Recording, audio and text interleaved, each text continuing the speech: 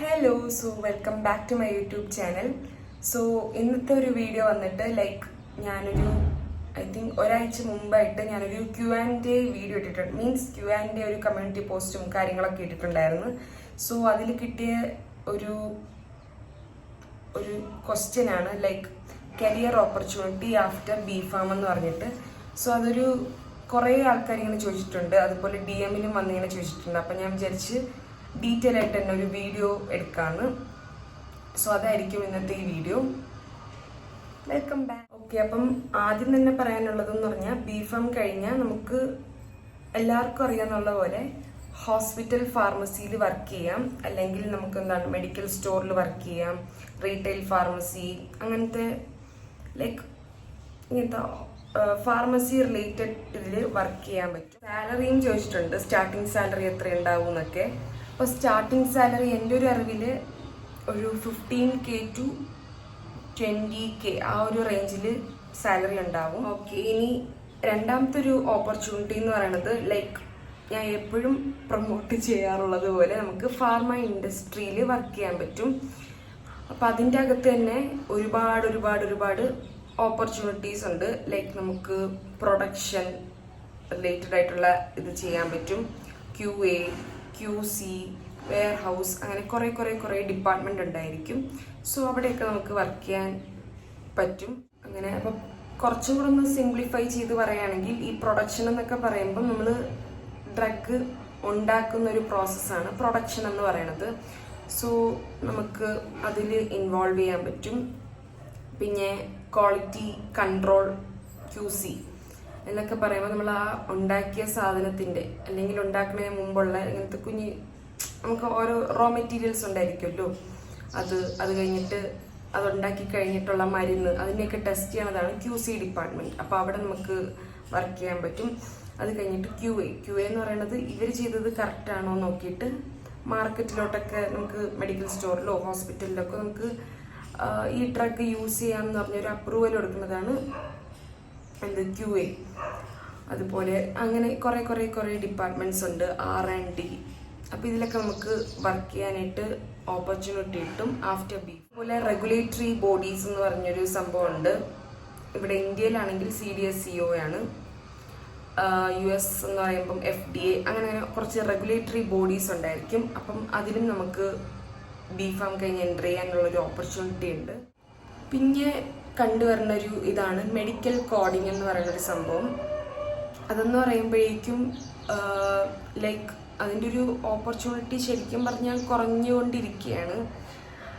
അതെന്താണ്, ഈ +2 കഴിഞ്ഞ പിള്ളേരും അവർക്ക് ഇങ്ങനെ ചെയ്യണുണ്ട് മെഡിക്കൽ കോഡിംഗ്, ഒരു പാർട്ട് ടൈം ആയിട്ടും. മീൻസ് അതൊരു സെപ്പറേറ്റ് കോഴ്സാണ്.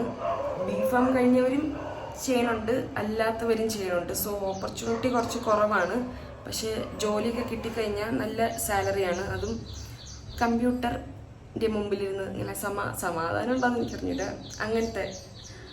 അങ്ങനത്തെ ഒരു ജോബാണ്. വർക്ക് ഫ്രം ഹോം അതൊക്കെ നമുക്ക് ചെയ്യാൻ പറ്റും. മീൻസ് ഒരു പാർട്ട് ടൈം ആയിട്ട് നമുക്ക് ചെയ്യാൻ പറ്റുന്ന ഒരു കൈൻഡ് ഓഫ് ജോബാണ് ഈ മെഡിക്കൽ കോഡിംഗ് എന്ന് പറയുന്നത്. പക്ഷെ അത് പഠിക്കാനായിട്ട് കുറച്ച് എമൗണ്ട് ഇൻവെസ്റ്റ് ചെയ്യേണ്ടി വരും. ഞാൻ നോക്കിയായിരുന്നു. അതൊരു ഇതാണ്. അടുത്തൊരു ഓപ്ഷൻ എന്ന് പറയുന്നതാണ് ഈ മെഡിക്കൽ റെപ്രസെൻറ്റേറ്റീവ് അല്ലെങ്കിൽ മെഡിക്കൽ റെപ്പ് എന്ന് നമ്മൾ പറയണത്. അപ്പം അവരുടെ ഒരു മെയിൻ ഇതെന്ന് പറയണത്, ഒരു ഡ്രഗ് ഇപ്പം നമ്മൾ ഒരു ഡോക്ടറിൻ്റെ അടുത്ത് പോയിട്ട് അവരെ നമ്മൾ കൺവിൻസ് ചെയ്യണം, ഇതിനിങ്ങനത്തെ പ്രോപ്പർട്ടീസ് ഉണ്ട്, ഈ മരുന്ന് കഴിച്ചാൽ ഇതൊക്കെയാണ് മീൻസ് ഇങ്ങനത്തെ അസുഖങ്ങളൊക്കെ മാറും എന്നൊക്കെ പറഞ്ഞ് നമ്മുടെ ഈ ഡ്രഗിനെ പ്രൊമോട്ട് ചെയ്തിട്ട് അവരെ കൊണ്ട് വാങ്ങിപ്പിക്കണം. അതാണ് മെഡിക്കൽ റെപ്പ് എന്ന് പറയണ ആ ഒരു ജോബ് എന്ന് പറയണത്. അത് കുറച്ച് നല്ല ഹൈ സാലറി എന്നൊക്കെ ഞാൻ കേട്ടിട്ടുണ്ട്. കുറേ അവർക്ക് കുറേ കുറേ ഫെസിലിറ്റി എന്നല്ല, അവർക്ക് കുറേ ബെനിഫിറ്റ്സ് ഉണ്ടായിരിക്കും. പക്ഷെ ഇങ്ങനെ അലഞ്ഞു നടക്കണം. അതുപോലെ കേട്ടിട്ടുള്ളത് മെയിൽസിനാണ് അത് കുറച്ചും കൂടെ അവർ പ്രിഫർ ചെയ്യണത് ദാൻ ഫീമെയിൽസ്, അങ്ങനെയും കേട്ടിട്ടുണ്ട്. പിന്നെ ഇനി ഫീമെയിൽസിനൊക്കെ കിട്ടിക്കഴിഞ്ഞാൽ അടിപൊളി ഫെസിലിറ്റി എന്ന് ഞാൻ ഉദ്ദേശിക്കുന്നത് അടിപൊളി ഇതൊക്കെ ആയിരിക്കും. സാലറി ഉണ്ട്. ഇനി അടുത്ത ഓപ്പർച്യൂണിറ്റി എന്ന് പറഞ്ഞാൽ നമുക്ക് ഗവൺമെൻറ് എക്സാംസ്, അതായത് PSC എക്സാം ഉണ്ട്. എനിക്ക് തോന്നുന്നു ഈ ഫാർമസിയുടെ ഈ PSC കൈൻഡ് ഓഫ് എക്സാംസ്, അതായത് ഡ്രഗ് ഇൻസ്പെക്ടർ, ഡ്രഗ് അനലിസ്റ്റ്, ഇങ്ങനത്തെ കൈൻഡ് ഓഫ് എക്സാംസ് ഒക്കെ ഒരു 4-5 വർഷം കൂടുമ്പോഴേ കാണുള്ളൂ. പക്ഷേ അത് എന്താണ് എഴുതിയെടുത്ത് മീൻസ് ആ ഒരു ഇത് താല്പര്യം ഉണ്ടെങ്കിൽ ലൈക്ക് ഹൈ സാലറി ആയിരിക്കും. അതാണ് അതിൻ്റെ ഒരു ബെനിഫിറ്റ്സ്. പിന്നെ അറിയാലോ ഗവൺമെൻറ് ജോബ്, അപ്പോൾ അതിൻ്റേതായിട്ടുള്ള വാല്യൂ, അങ്ങനത്തെ കൈൻഡ് ഓഫ് തിങ്സ് കാണും. ലൈക്ക് നമുക്ക് ഹോസ്പിറ്റലിൽ തന്നെ ഗവൺമെൻറ് ഫാർമസിസ്റ്റ്, മനസ്സിലായല്ലോ, ഗവൺമെൻറ് എക്സാം എഴുതിയ ആ ഒരു ഗവൺമെൻറ് എഴുതിയതായിരിക്കും പോസ്റ്റുകളായിരിക്കും കിട്ടുന്നത്. പിന്നെ ഡ്രഗ് ഇൻസ്പെക്ടർ ഉണ്ട്, ഡ്രഗ് അനലിസ്റ്റ് ഉണ്ട്, അങ്ങനത്തെ കുറേ പോസ്റ്റുകൾ അവൈലബിൾ ആണ്. അതുപോലെ തന്നെ എന്താണ് ഈ റെയിൽവേ, നേവി, ആർമി, ഇവിടേക്കൊക്കെ ഒന്ന് ഫാർമസിസ്റ്റ് ആവണമെങ്കിൽ ലൈക്ക് നമുക്ക് സെൻട്രൽ ഗവൺമെൻറ്റിൻ്റെയാണ് ഈ സംഭവങ്ങളൊക്കെ. അപ്പം അങ്ങനത്തെ കൈൻഡ് ഓഫ് എക്സാംസ് എഴുതുകയാണെങ്കിൽ ഇങ്ങനെ ആർമി, നേവി, റെയിൽവേ അങ്ങനെയൊക്കെ കുറേ ഓപ്പർച്യൂണിറ്റി, അവിടെയൊക്കെ ഫാർമസിസ്റ്റ് ആവാനായിട്ടുള്ള ഓപ്പർച്യൂണിറ്റി കിട്ടും. അതും ഹൈ സാലറി ആയിരിക്കും. ഭയങ്കര നമുക്ക് നേരത്തെ പറഞ്ഞ ഫെസിലിറ്റി എന്നല്ല ആ വാക്കിൻ്റെ ശരിക്കുള്ളൊരിത്, നമുക്ക് കുറേ ബെനിഫിറ്റ്സ് കുറേ ബെനിഫിറ്റ്സ് ഉണ്ടാവും. അതും ഒരു ഓപ്പർച്യൂണിറ്റി. B.Pharm കഴിഞ്ഞ് ഞാനും പണ്ട് പ്ലാൻ ചെയ്തൊരു സാധനമായിരുന്നു ലൈക്ക് അബ്രോഡ് പോയിട്ട് മാസ്റ്റേഴ്സ് ചെയ്ത് അങ്ങനെ ഒരു ലെവലിൽ പോകാമെന്ന്. പക്ഷെ അത് നടന്നില്ല. അപ്പം അങ്ങനെയും വഴിയുണ്ട്. ലൈക്ക് നമുക്ക് അവിടെ ചെന്നിട്ട് മാസ്റ്റേഴ്സ്, ലൈക്ക് ഇവിടെ ഇല്ലാത്ത കുറേ കോഴ്സുകൾ അവിടെ അവൈലബിൾ ആണ്. അപ്പോൾ നമുക്ക് അങ്ങനെ നമുക്ക് അവിടെ ചെന്ന് മാസ്റ്റേഴ്സ് എടുത്തിട്ട് അങ്ങനെ ഒരു വഴി നമുക്ക് ചിന്തിക്കാം.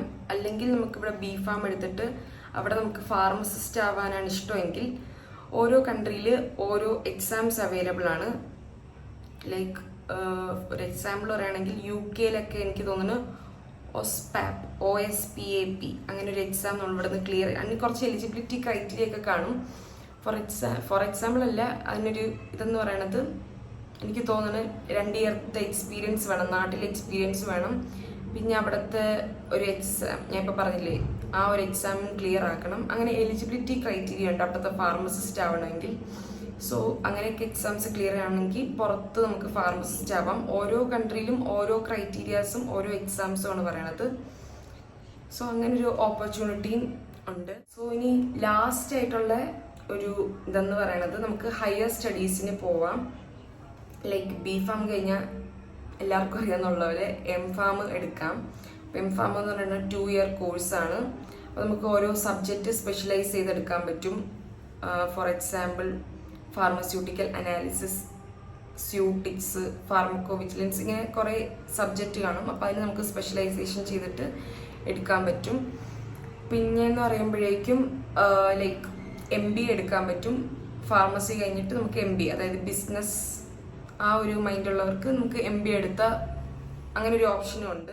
B.Pharm കഴിഞ്ഞിട്ട് നേരെ PharmD ചെയ്യാൻ പറ്റും. ലൈക്ക് PharmD-കാരുടെ 3rd ഇയറിലോട്ട് നമുക്ക് എൻട്രി ചെയ്യാൻ വേണ്ടി പറ്റും. പിന്നെയുള്ള ഓപ്ഷൻ എന്ന് പറയുന്നത് ലൈക്ക് ഈ ഡിപ്ലോമ കോഴ്സസ് നമുക്ക് ചെയ്യാൻ പറ്റും. B.Pharm കഴിഞ്ഞിട്ട് ഫാർമസി റിലേറ്റഡ് തന്നെ വരുന്ന ഡിപ്ലോമ കോഴ്സസ് ആണല്ലോ, അതൊക്കെ നമുക്ക് ചെയ്യാനുള്ള ഒരു ഇതുണ്ട്. സോ അപ്പോൾ ഇതൊക്കെയാണ് കരിയർ ഓപ്പർച്യൂണിറ്റി ആഫ്റ്റർ B.Pharm എന്ന് പറയുന്നത്. സോ ഇപ്പം എൻ്റെ അടുത്ത് ചോദിക്കുകയാണെങ്കിൽ ലൈക്ക് എപ്പോൾ ചോദിച്ചാലും ഞാൻ പറയും സ്കോപ്പ് ഉണ്ട് എന്നാണ്.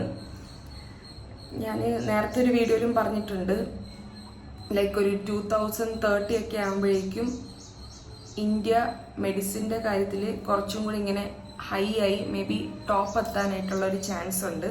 അതായത് മാനുഫാക്ചറിങ്ങിലായാലും ആ ഒരു ബിസിനസ് ഇതിലെ രീതിയിൽ മുന്നേറാൻ പോവുകയാണ്. ഇപ്പോൾ തന്നെ 3rd പൊസിഷനോ 4th പൊസിഷനോ അങ്ങനെ എന്തൊക്കെയുണ്ട്. സോ അത് കൂടനേ ഉള്ളൂ ഓപ്പർച്യൂണിറ്റീസും കാര്യങ്ങളൊക്കെ. സോ എനിക്കങ്ങനെ സ്കോപ്പൊന്നും പഠിച്ചത് ആപത്തായിപ്പോയി എന്നൊന്നും എനിക്ക് ഇതുവരെ ഫീൽ ചെയ്തിട്ടില്ല.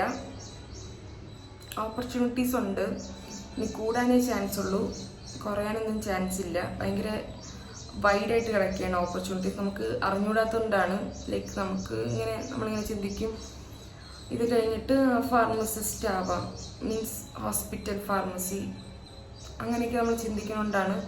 പക്ഷെ ഒന്ന് എന്താണ് ലൈക്ക് എന്താ പറയുക വൈഡ് ഓപ്പർച്യൂണിറ്റിയാണുള്ളത്. അത് തന്നെയാണ് എനിക്ക് ഇപ്പോഴും പറയാനുള്ളത്. ഏറ്റവും ടഫായിട്ട് നമുക്ക് തോന്നണത് ലൈക്ക് അത് ഞാൻ നേരത്തെയും എപ്പോഴും ഞാൻ മെൻഷൻ ചെയ്തിട്ടുണ്ട്, ഫ്രഷർ ആയിട്ട് നമ്മളിങ്ങനെ ഇറങ്ങുമ്പോഴേക്കും നമുക്ക് ജോബ് കിട്ടാനായിട്ട് കുറച്ച് ബുദ്ധിമുട്ടുണ്ടാകും. അത് ഉള്ള കാര്യം തന്നെയാണ്. അല്ലെങ്കിൽ നമുക്ക് അത്രയും പിടിപാടും കാര്യങ്ങളൊക്കെ വേണം, അല്ലെങ്കിൽ പെട്ട് കുറച്ച് സ്ട്രഗിൾ ചെയ്യേണ്ടി വരും. അതുള്ള കാര്യമാണ്, ഞാൻ എക്സ്പീരിയൻസ് ചെയ്തൊരു കാര്യമാണ്. നമുക്കെല്ലാത്തിനും എക്സ്പീരിയൻസ് വേണമെന്നാണ് എല്ലാ ക്രൈറ്റീരിയയും. സോ നമ്മൾ ഫ്രഷറായിട്ട് ഇറങ്ങുമ്പോൾ നമുക്ക് എക്സ്പീരിയൻസോ കാര്യങ്ങളോ ഒന്നും ഇല്ലായിരിക്കും. അപ്പം ആ ഒരു ടൈം കുറച്ചൊന്ന് സ്ട്രഗിൾ ചെയ്യും. പിന്നെ വഴികളുണ്ട്, നമ്മൾ ഓരോ ഇൻ്റർവ്യൂ അറ്റൻഡ് ചെയ്യണം, അങ്ങനത്തെ കാര്യങ്ങളൊക്കെ ചെയ്യണം. എന്നാലേ നമുക്കിങ്ങനെ ജോലിയും കാര്യങ്ങളൊക്കെ കിട്ടുള്ളൂ. അതിപ്പോൾ എല്ലാ കോഴ്സ് എടുത്താലും ഇതായാലും ജോലിക്ക് കയറുമ്പം ഇങ്ങനൊരു ക്രൈറ്റീരിയ കാണും. അത് ഞാൻ റീസെൻ്റ്ലി മനസ്സിലാക്കിയൊരു കാര്യമാണ്. അതാണ് ഞാൻ പിന്നെയും പറഞ്ഞുകൊണ്ടിരിക്കണം, നിങ്ങളെങ്കിലും നേരത്തെ മനസ്സിലാക്കട്ടെ എന്നുള്ള രീതിയിൽ. സോ എനിക്ക് തോന്നുന്നു ഏകദേശം ഞാനെല്ലാം കവർ ചെയ്തിട്ടുണ്ട്. ഇനി എന്തെങ്കിലും പറയാൻ വിട്ടുപോയതാണെങ്കിലോ എന്തെങ്കിലും എനിക്ക് ആരെങ്കിലും പറഞ്ഞു തരികയാണെങ്കിലൊക്കെ ഞാൻ ഡിസ്ക്രിപ്ഷനിൽ ആഡ് ചെയ്യാം. അപ്പം അതൊക്കെ തന്നെ കരിയർ ഓപ്പർച്യൂണിറ്റീസ് എന്ന് പറയണത്. സോ ഇനി നമുക്ക് നെക്സ്റ്റ് വീഡിയോയിൽ കാണാം. അതുവരെ ബൈ.